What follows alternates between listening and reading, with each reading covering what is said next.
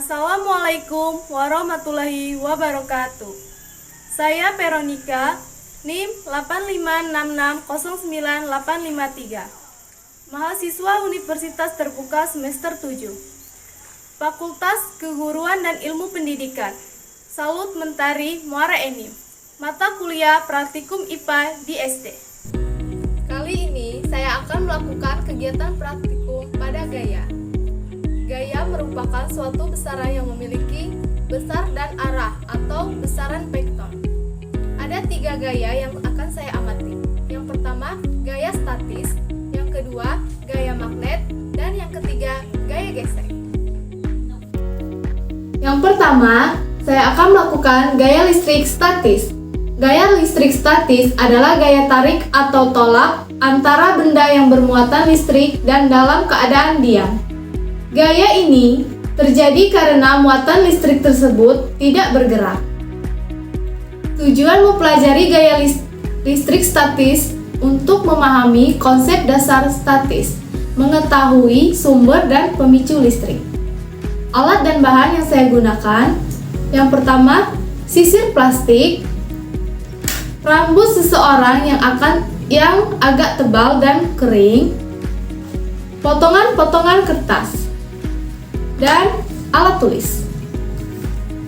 Sisir plastik yang digosokkan pada rambut kering akan bermuatan listrik statis, sehingga dapat menarik potongan kertas kecil karena adanya gaya tarik antara muatan listrik pada sisir dan kertas.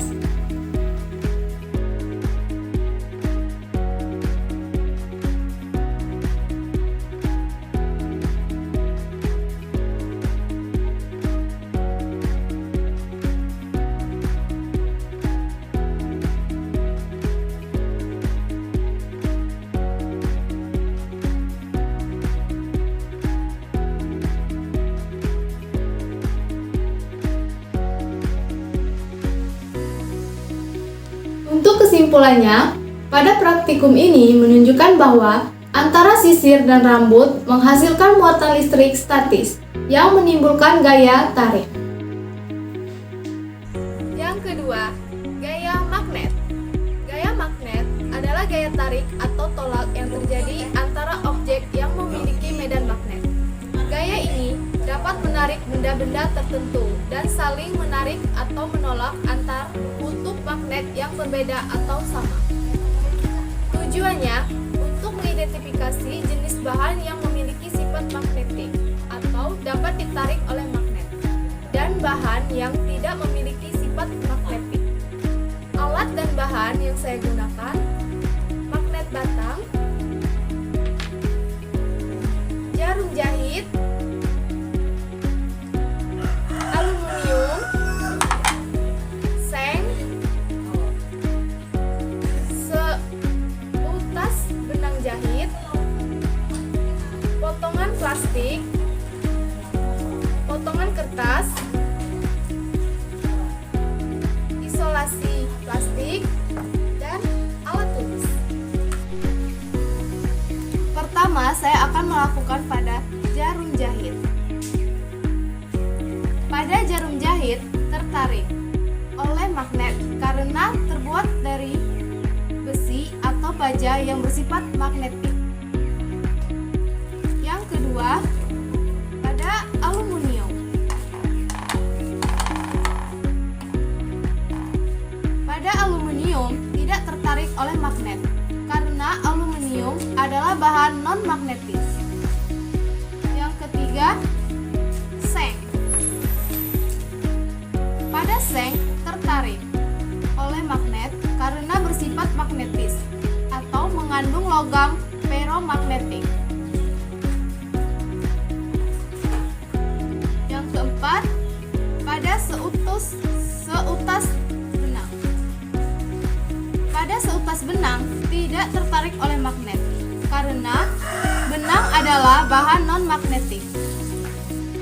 Yang kelima, pada plastik. Pada plastik tidak tertarik oleh magnet karena plastik adalah bahan non-magnetis. Yang keenam, potongan kertas. Pada potongan kertas juga juga tidak tertarik oleh magnet, karena potongan kertas adalah bahan non-magnetis. Yang ketujuh, atau yang terakhir, pada isolasi plastik. Tidak tertarik oleh magnet, karena isolasi plastik adalah bahan non-magnetis.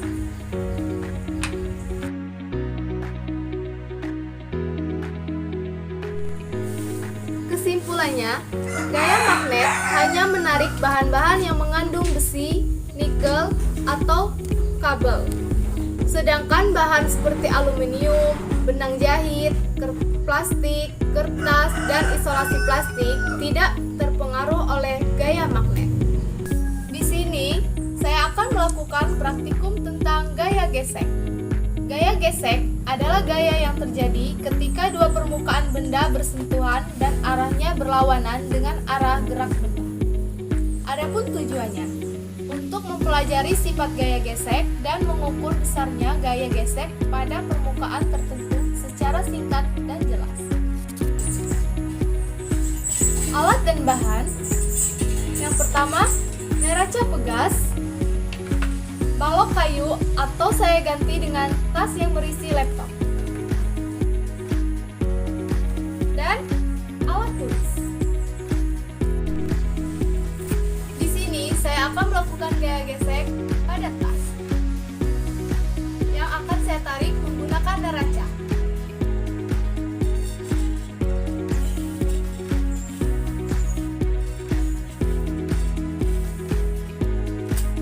Hasil pengamatan menggunakan neraca pada tas yang berisi laptop menunjukkan bahwa massa tas adalah 1000 gram dan gaya Newton yang bekerja adalah 10 Newton.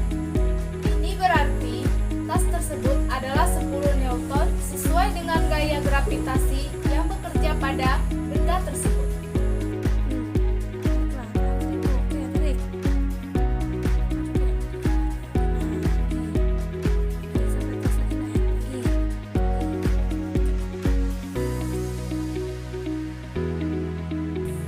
Kesimpulannya, dari gaya gesek yang menggunakan neraca menunjukkan massa tas yang berisi laptop adalah 1000 gram dengan gaya berat 10 Newton. Hal ini membuktikan bahwa neraca dapat mengukur massa dan berat benda secara tepat.